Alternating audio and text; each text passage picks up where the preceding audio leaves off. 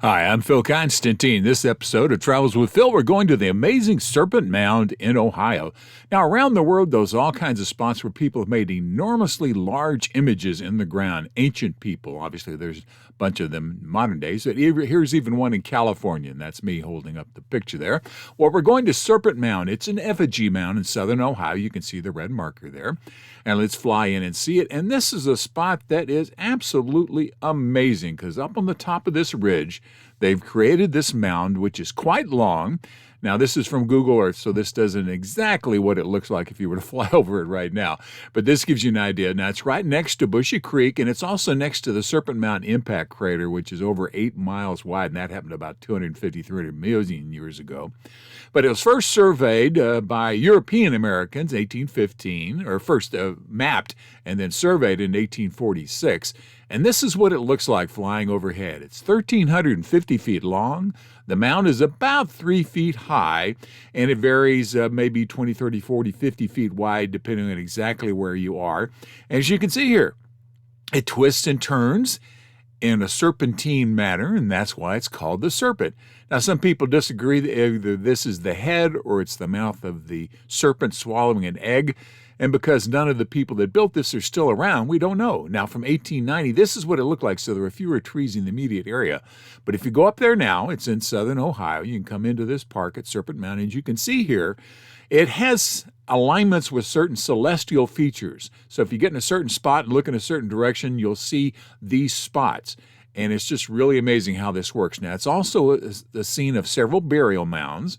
And this is actually one of the excavations that was done some time ago. So it's a mixture of things. It's ceremonial. It's who knows what it was designed for, what the purposes was, or how they got the information to do it. But there's all kinds of artifacts there as well. Now, how old is Serpent's Mound? Well, in 1991, they did some radiocarbon dating and determined it was probably about 900 years old. But then in 2014, they came in and decided that they found another spot that was back to 300 BC, so it's well over 2,000, depending on where you look. Travels with Phil continues from Ohio. Get it right there on the map. Serpent's Mound. This is the tail right over here. See it zigzagging its way. The head's down there. Hear those insects in the background there when I recorded this. All kinds of thoughts and ideas as to why it was created.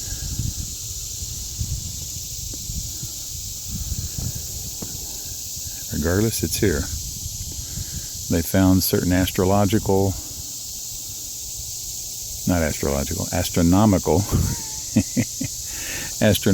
correlations with a couple of spots for the solstices. Who knows what kind of astrological, but astronomical direct correlations.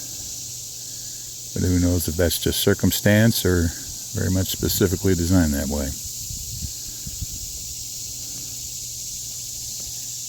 Amazing place. Yes, lots of insects in the background there. Cicadas, I think. Signs, looks like it says Northern Aqueduct. Got that sign wrong. All right, Travels with Phil continues at Serpent Mound. See there, minimum northern moonset. That's the one I said I thought might be aqueduct, but that was because I was quite some distance away over there in that tower. But there you go. This is the mound. Heads off in that direction. And all these signs you see here, these are all saying that that particular loop, like, this loop right here, if you go straight along the middle of that loop pointing in that direction, it would be one of something. So like this loop right here, you point straight through the middle of it, this would be the minimum northern moonset.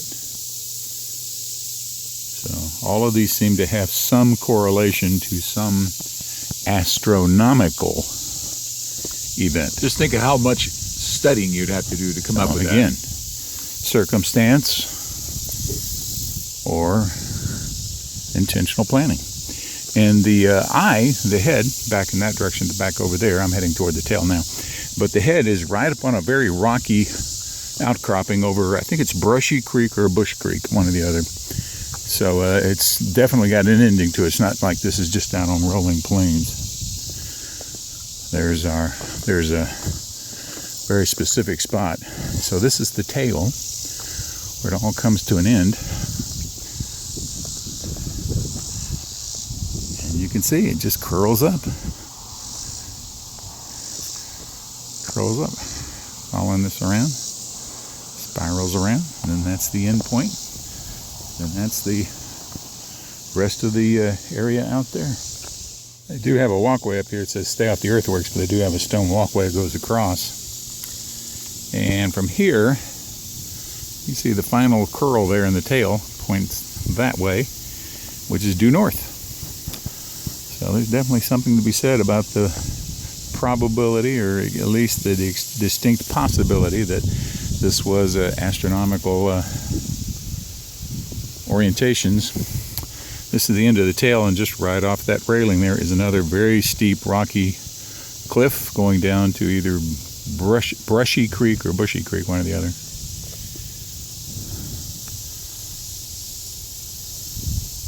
So I'm blown away. I'm just really impressed.